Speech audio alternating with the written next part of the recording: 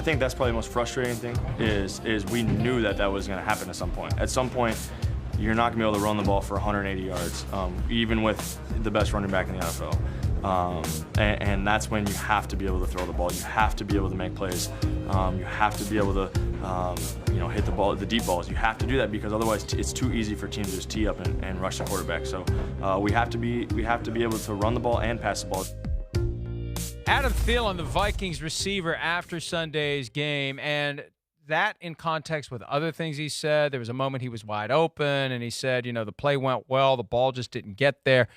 It became very obvious, even though he said it with a kind of a flat, straight demeanor, that he was throwing his quarterback under the bus a little bit. And he should, because it's not acceptable. $28 million a year on a 3-year fully guaranteed contract. They've now had 20 games with Kirk Cousins. There are 28 left under this contract. I don't know what they're going to do after the next 12 that they play when they don't make it to the playoffs this year, because when I see games like yesterday and 2 weeks ago, Green Bay, when they could have won the game and Kirk Cousins throws the ball into double coverage inexplicably, the quarterback is the weakness of the offense. The highest paid player on the team is the weakness of the offense. Okay, I mean, listen, it's not great. I'm not going to say it's the weakness of the offense. Okay? What is then? Well, okay, I'll get to it. All right, but, yes, to your point, when you pay a quarterback $28 million, I'm not going to disagree with you.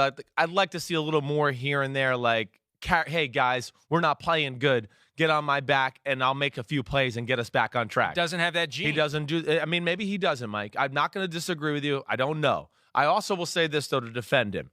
You know me. I like to watch film and do all that crap. I watch the Minnesota offense and their pass schemes and go, it's about as underwhelming as it gets in the NFL. Why? This is my biggest – it's just simple as can be. I mean, they're running plays that New England would be like – we practice with our rookies but if guys are getting open, it doesn't matter. Yes, well, he missed a few, but it's very hard sometimes when you don't get in a rhythm and get like easy completions and things like that. And then you're trying to stay dedicated to the run game. And they've been a run team here through the first 4 weeks of the season, to where I don't think they've really done anything to kind of get the pass game going to this point. He threw more than 30 passes in Green Bay, and it didn't work out. He threw more than 30 passes yesterday, 36 to be exact, right, and it didn't work out. Mm-hmm. They couldn't get anything going in the first half. They had 2 drives in the first half. They had 59 total yards in the first half. Yeah, that's not acceptable. It was great because we're getting ready. It's hard to process what's going on in the 4 o'clock games because we're trying to get ready to do a TV show at 7 o'clock Eastern. But right after halftime, Tracy Wolfson of CBS saying, I spoke to Mike Zimmer before the start of the third quarter, and he said even though they're having difficulty running the ball, they're going to continue to run the ball. They know they need to run the ball. They're going to run the ball. Cut to the action.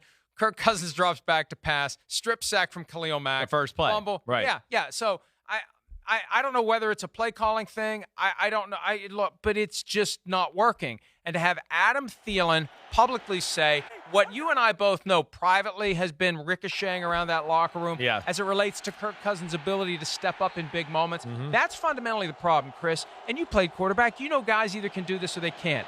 You either, in a moment where it's a big game, a big play, a big drive, you either respond or you get so freaked out by it because you're so aware of it that everybody else eventually gets freaked out too.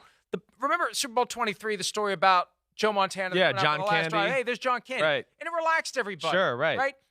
Kirk Cousins, I think, gets so keyed up in those moments, and now it's spilling over to everyone else after 20 games of it. And it's falling apart.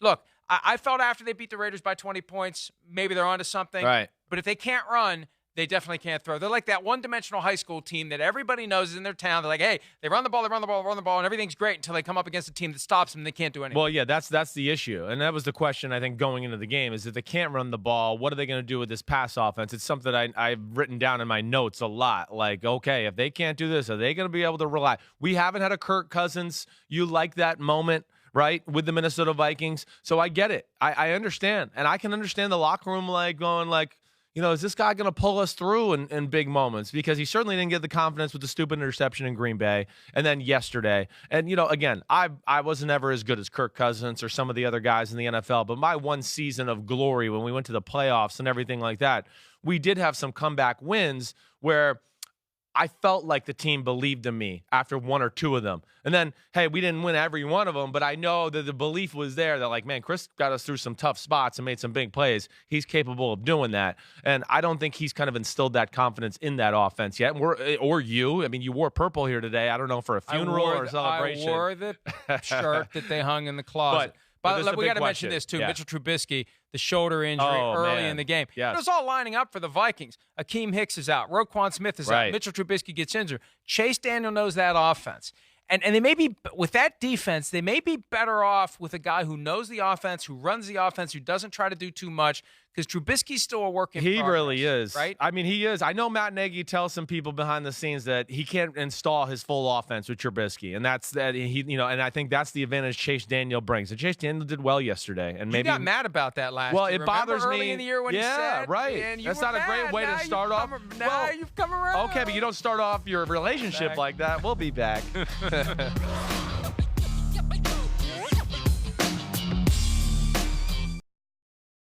Hi, I'm Mike Tirico, and thanks for watching. Make sure to hit subscribe for the latest news and highlights from NBC Sports.